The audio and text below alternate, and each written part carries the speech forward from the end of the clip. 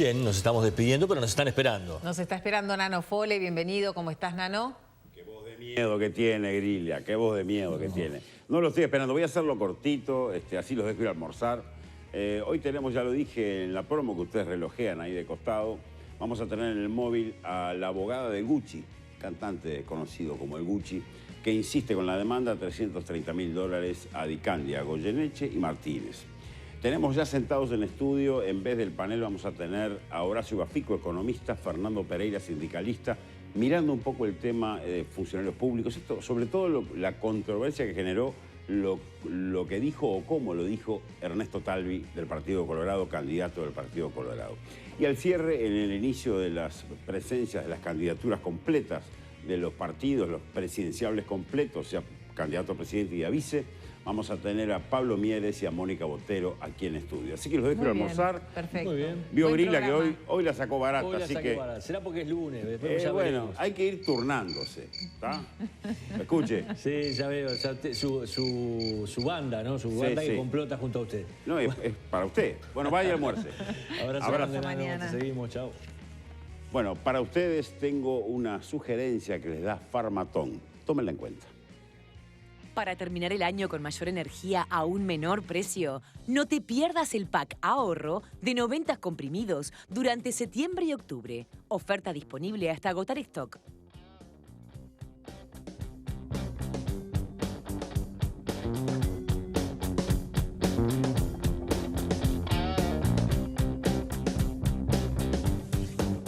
Bueno, muy bien, esto parece magia, estábamos parados ahí, ahora estamos sentados acá. ¿Cómo le va Pereira? Muy bien, un gusto. ¿Cómo le va Bafico? Muy bien, un gusto, ¿Bien? Gracias por la invitación. Por favor.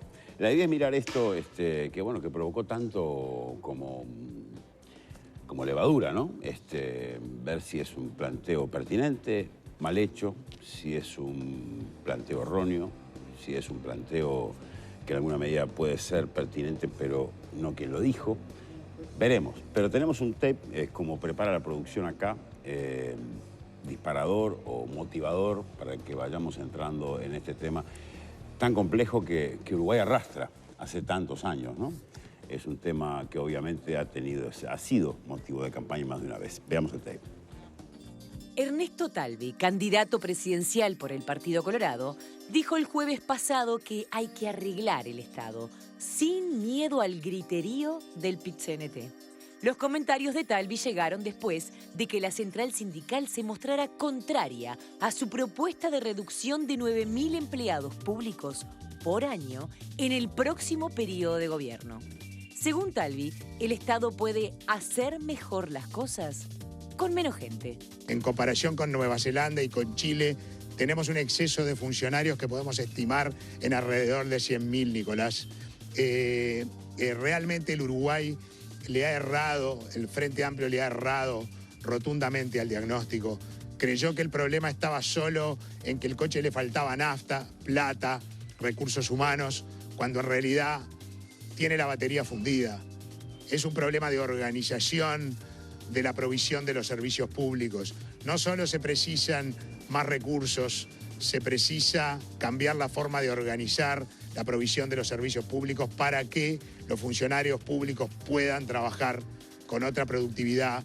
Estamos, por cada dólar que gastamos, produciendo servicios mucho peores que los que produce Nueva Zelanda, que los que produce Chile. Que el Uruguay necesita como mínimo no reponer vacantes por 5 o 6 años, de manera de que de forma gradual, suave, humana, sin afectar derechos adquiridos. Por su parte, Ney Castillo, el referente de integración social de Ernesto Talvi, aseguró que hay un excedente claro de empleados públicos y dijo que los que laburan en serio rondan el 20% o el 30%. Frente a la propuesta del candidato colorado de reducir cerca de 50.000 funcionarios públicos, el PIT-CNT anunció que prepara una movilización masiva de trabajadores. El presidente de la central sindical, Fernando Pereira, declaró: es de las propuestas más neoliberales que escuché en la campaña. ¿Uruguay precisa la cantidad de empleados públicos que tiene?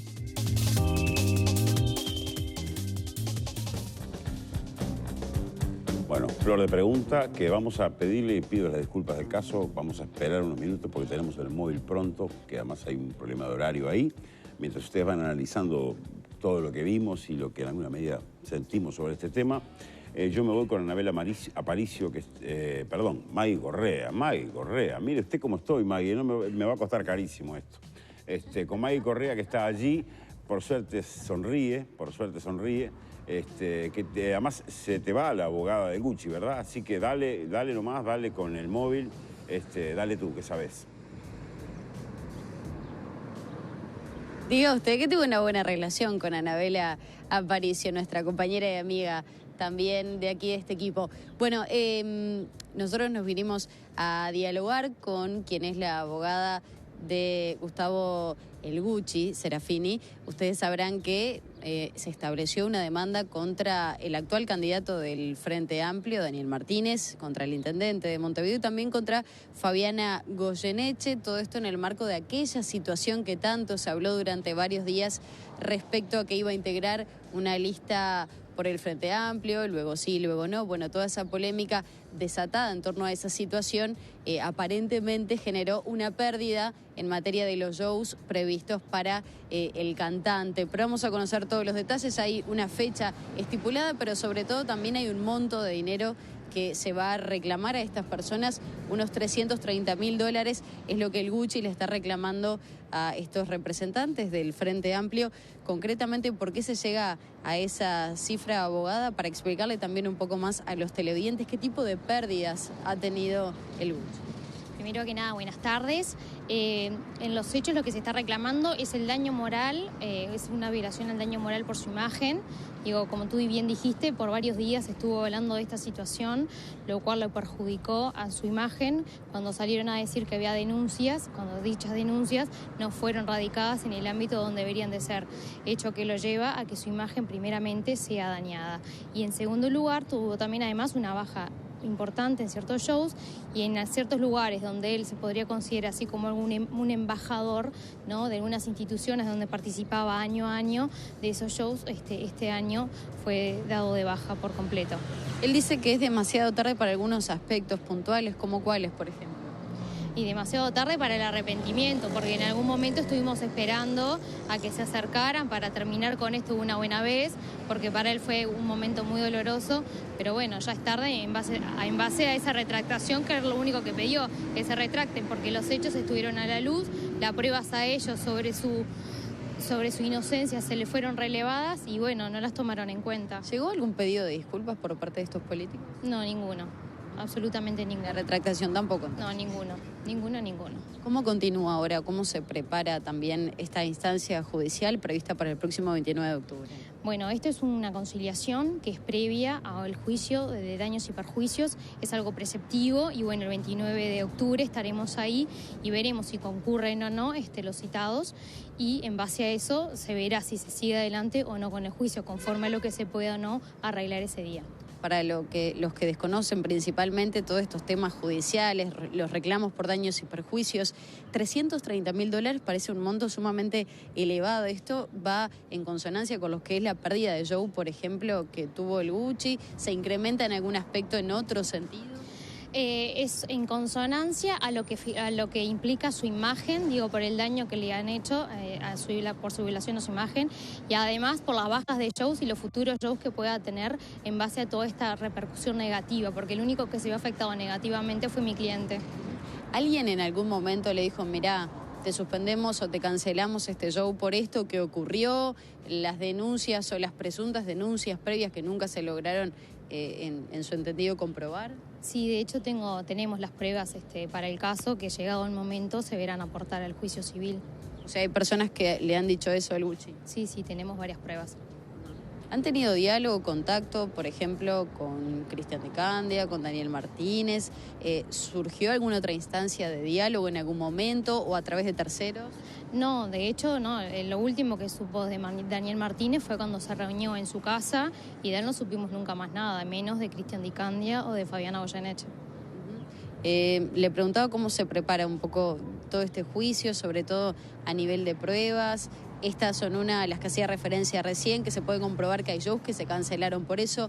¿Qué otro tipo de aportes se pueden brindar en esa instancia? Y en verdad lo que nosotros tenemos que probar primeramente fue que hubo ciertos hechos que llevaron a que hoy día nosotros nos estemos reclamando. Tenemos bastante prueba, sobre todo hay mucha prensa, medios periodísticos donde surge directamente que los están difamando al honor de mi cliente, por un lado, y además tenemos todo lo que tenga que ver con la prueba de las cancelaciones de los shows, etcétera, y además teniendo en cuenta más o menos lo que cobra él por calle, ya sea una fiesta un fin de semana, un baile o una fiesta de fin de año, que evidentemente tiene diferentes costos monetarios, al igual que, por ejemplo, como se decía yo, él es una persona pública que además no solo que tiene shows, sino que además publicita para ciertas marcas. Entonces, si esas marcas los dejan de lado, también es un perjuicio para él. ¿También ha tenido pérdidas en ese sentido? En este momento estamos negociando algo, pero sí podría haber una cancelación de alguna de sus marcas. A nivel de shows, habitualmente por esta época, ¿cuántos tiene y cuántos tiene ahora? Eso se calcula semestralmente y hicimos un relevamiento a nivel de Agadu y tuvo una baja bastante importante. ¿Nivel de porcentaje? Y te diría que la mitad. Bueno, Kirsten Jordan, le agradecemos este contacto con La Tarde en Casa. Seguiremos también viendo cuál es el resultado de esa instancia judicial que, reiteramos, está prevista entonces para el próximo 29 de octubre. Ya se enfrentarán allí, me imagino, con representantes legales. Estará el Gucci con Daniel Martínez, Cristian Dicande y Fabiana Goyeneche del otro lado. Sí, bueno, veremos si concurren o si enviarán, como si estuvo, algún representante legal para que comparezcan en nombre de ellos. Y bueno, y esto seguirá hasta tanto no lleguemos a un arreglo, ¿no? Económico en este caso, ya a esta altura. Muchas gracias. No, a ti, por favor. Bueno, recién ella decía el monto económico, hace referencia a $330.000, entonces es lo que se reclama por parte del Gucci a estas tres figuras del Frente Amplio. Seguimos contigo, Nano. Gracias, Maggie. Muy bueno, como siempre, el aporte. Bueno, nosotros habíamos hecho un pequeño corte en este planteo acá con Pereira Bafico. Yo decía en la presentación, dos miradas distintas, un sindicalista y un economista, ¿no? Como para poder entender. Y tratando de plantear esto en los supuestos. Es un planteo mal hecho, un planteo erróneo en lo económico, por eso se lo señala a un economista. Es un planteo que está bien hecho, pero no bien dicho. ¿Cómo sienten que esta primera etapa, cómo fue para ustedes? ¿Qué fue, de hecho, esto que generó tanto lío, cuando es un tema que se discute a nivel nacional? Bueno, se puede caricaturizar el tema y entonces pensar que los empleados públicos son aquel sketch de Gasalla, una persona parada en un escritorio diciendo salgan afuera, afuera. O se puede tener la idea real de lo que es hoy la gestión pública, lo que es hoy la atención del servicio público, lo que significa tener la banda ancha más importante de toda América Latina, o internet en todas las plazas, en todas las escuelas, la electrificación más importante de toda América Latina en términos de hogares y obviamente de emprendimientos productivos. Entonces hay que salir de la caricatura. Esto es lo primero. Si no, nos podemos quedar con la idea de que el empleado público es alguien que está con una taza de café, no queriendo atender a nadie porque no le importa a nadie, y que solo hacen falta, como dijo Nay Castillo, 20% de los trabajadores públicos para llevar adelante, que solo trabajan. Si eso fuera así, bueno, no habría estado posible. Entonces esta es parte de la caricatura. Yo contra la caricatura no puedo discutir porque en verdad la sátira, la ironía son parte de las cosas con las que uno convive en la sociedad. Pero no quiero que esa imagen sea una imagen que prejuzgue trabajadores que dejan todos los días la vida en la cancha. Los vínculos laborales que se han creado en el Estado, como se dicen, algunos son los maestros comunitarios. Son los que van a la casa de los niños que están abandonando la educación pública para que retornen. Y eso supone estar horas en el hogar, conversar con los padres. Otros son los auxiliares de servicio del comedor público más grande del país, que se llama Escuela Pública, donde se alimentan más de 200.000 niños por año. Otros están vinculados a la salud y a la ampliación del Sistema Nacional Integrado de Salud. Y otros están vinculados al tema de seguridad, que ese tema no me voy a abordar porque vos sos el especialista, pero obviamente todo el mundo reclama más seguridad, más policías, lo que sería medio insólito decir, después que todos reclamamos más policías, más formación, mejor equipamiento, cuando lo tienen, ahora digamos, hay que ir atrás. Entonces el problema de Talvi es un problema de diseño de la propuesta. Si él dice que sobran 50.000 empleos públicos, no, él dice que sobran 100.000. 100.000 respecto, si lo medís con Nueva Zelanda o Chile, ¿no? Sí, sí, te podemos hablar de Chile si quieres, para ver cuáles son los resultados de Chile, ¿no? Porque el modelo chileno es bárbaro en resultados globales, pero cuando mirás la distribución de la riqueza, los más débiles la sufren más que en cualquier parte. De los países de la OCDE son de los que distribuye peor. Entonces, claro, depende de dónde mirás el barco. Si estás mirándolo desde el decil de ingresos más altos, obviamente es el barco que sirve el de Chile.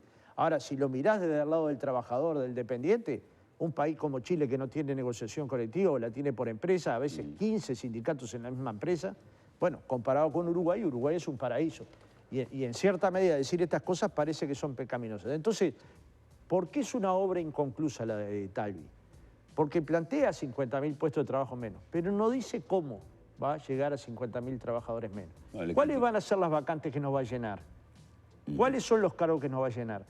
Porque si no llena lo de la educación, yo te digo cuál es el paso siguiente. En vez de clase de 25, va a haber clase de 35, de 40, como había antes. Entonces, cuidado, no se trata que nos digan que va a ser un parto sin dolor. Nos tienen que decir cómo va a ser. Y hasta ahora no hay, salvo adjetivos, porque dígame, ¿quién lo hizo callar la boca a Talvi? ¿Qué patota del PIT-CNT se presentó en algún acto de Talvi y le planteó que no podía decir lo que estaba diciendo? ¿Dónde se le está coartando la libertad de expresión? Te referís a los criterios del PIT-CNT. Claro, y una fake news, ¿no? Que el pacto ético se la debería prohibir, que dice el 1 de marzo se termina el gobierno del PIT-CNT. Yo me levanto todos los días en la mañana, 6:30, 7 menos cuarto, igual que él, y me pregunto si el PIT-CNT gobierna el país, y todos los días, pase lo que pase, me contesto que no, que tengo que salir a pelearlo.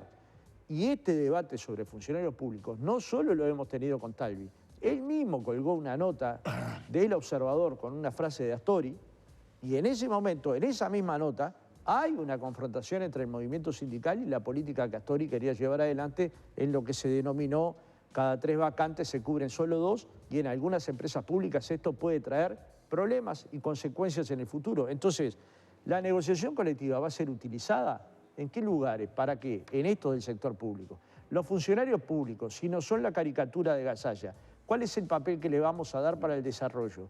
¿El Uruguay del desarrollo precisa un Estado 100.000 puestos de trabajo más chico o precisa un Estado más vigoroso que dinamice la economía? Son debates ¿Tal vez se equivocó o dijo algo mal dicho? Yo parto de la base que hay asesores de campaña que mejor tenerlos lejos que cerca. El que le dicen lo mejor es confrontar con el PIT-CNT, porque ahí está el camino y entonces tira un día que solo se va a negociar mínimos de categoría. Y esto para los trabajadores del canal saben lo que es, porque ya les pasó. Cuando negocian solo los mínimos de categoría, los que están por encima de la categoría tienen que esperar a llegar a la categoría. Si los trabajadores que están detrás de las cámaras no se pegan un susto bárbaro, yo no sé cuándo se van a asustar. Si los jubilados no se asustaran sabiendo que su aumento de salario depende del aumento de salario que ellos vayan a tener en el Consejo de Salarios, bueno, entonces ¿de qué te vas a preocupar? Si sos trabajador público y te dicen que va a haber 50.000 trabajadores menos por año, y yo acá le traigo el número de personas que se jubilan por año o que cesan, y es bastante menor, sí. Yo tendría temor, porque digamos, el puesto de trabajo de uno es determinante para la vida. Entonces, ¿qué falta a esta obra de Talvi? Decir, ¿qué va a hacer de verdad? ¿Dónde va a reducir? ¿Cuáles vacantes nos va a llenar? ¿En qué organismo? Pues yo le traje esto, que se lo voy a dejar después, que es la evolución de trabajadores públicos. Si usted ve los organismos del 220, ministerios, el único que aumentó el Ministerio del Interior. Y si cuando va a los organismos del 220, que está educación, es el que aumentó más. Y todos somos contestes en pensar que se precisa un mayor presupuesto educativo. Incluso Edu21, que ahora está nombrada por todo el mundo, plantea como exigencia presupuestal como mínimo un 6% del Producto Bruto Interno. Bien. Entonces, cuidado, ¿qué estamos discutiendo y para qué? Si es solo un efecto electoral, bueno, pasará y se negociará colectivamente. Si efectivamente es un planteo que en el caso de llegar al gobierno se va a aplicar, el movimiento sindical tiene que prepararse porque es medidas de este tipo, naturalmente, que van contra la gente, ¿no? Tenemos que ir a una tanda, pero apenas volvemos a la tanda, la palabra es suya. O sea que le van a pasar un café en el PIT-CNT, ¿no? Cuando vayas, pero no importa, eso lo dejamos para después de la tanda.